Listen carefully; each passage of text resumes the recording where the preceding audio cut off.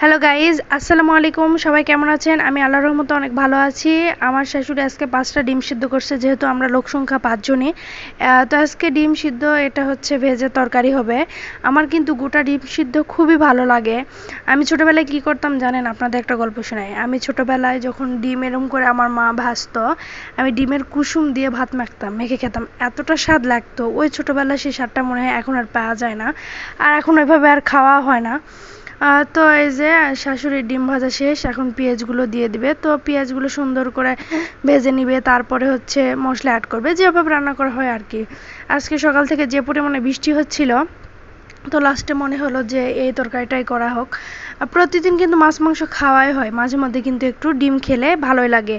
তো অনেকদিন পরে আমরা এই গোটা ডিম সিদ্ধ করে হচ্ছে খাওয়া হচ্ছে। আমরা বেশিরভাগ হচ্ছে ডিমের পিঠা ভেজে ঝোল খাই, আপনারা অনেকেই জানেন যে আমরা ডিম হচ্ছে ভেজে ঝোলের দিয়ে হচ্ছে রান্না করি। কিন্তু আজকে মা আর মনে চাচ্ছে না ওরমভাবে খেতে, তো আজকে গোটা গোটা ডিমই সবার জন্য সিদ্ধ করা হোক।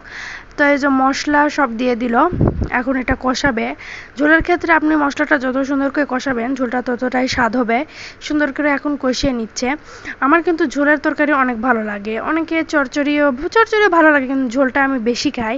আপনাদের কে কে ঝোলের তরকারি ভালো লাগে অবশ্যই জানাবেন। আলুগুলো দিয়ে দিল, মানে এই আলুগুলো আগে থেকে সিদ্ধ করা ছিল, সেই আলুগুলোই এখন হচ্ছে এখানে দিয়ে দেওয়া হয়েছে। তো আলুগুলো সুন্দর করে যে নেড়ে চেড়ে যে মশলাটা কষানো হয়েছে তার সাথে ইয়ে করা হচ্ছে। আমার শাশুড়ি যে ঝোলই হোক, ঝোলের জিনিসটা কিন্তু কড়াইতে রান্না, কিন্তু আমার মায়ের ক্ষেত্রে আমার মা আবার ঝোলটা হচ্ছে পাতিলে রান্না করে। তো পানি দিয়ে দিল, মানে একটা কষানা পানি দিয়ে দিল। কষানা কিন্তু আলাদা আর ঝোল দেওয়া কিন্তু আলাদা। আমরা কিন্তু এভাবেই খাই। আপনারা কে কে এভাবে খান অবশ্যই সেটা কমেন্টে জানাবেন। তো আমার আলু সিদ্ধ তরকারি অত্যন্ত ভালো লাগে, আমার সুন্দর লাগে। আমি আবার আর এক জমিদার, বুঝেছেন? আমি হচ্ছে আলু ঘাটি খাই না, মানে আলু ঘাটি আমার খুব বেশি পছন্দ না, অথচ আলু সিদ্ধের এই তরকারিটা আমার অনেক ভালো লাগে।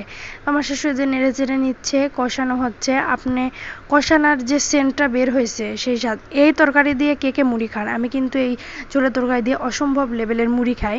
এই যে দেখেন, এবার সিদ্ধ যে ডিমগুলো ছিল ভেজে আগে তুলে রাখা হয়েছে, সেগুলো দিয়ে দেওয়া হলো। এগুলো এখন সুন্দর করে নেড়ে চেড়ে নেওয়া হবে। ডিমের মধ্যে যখনই ময় মশলাগুলো ঢুকবে, তখন কিন্তু ডিমটা খেতে আরও স্বাদ লাগবে, আমার অনেক ভালো লাগে। এই যে দেখেন, এখন হালকা হালকা হচ্ছে বুদবুদ উঠেছে, এর মধ্যে আমার শাশুড়ি এখন ঝোলটা দিয়ে দিবে।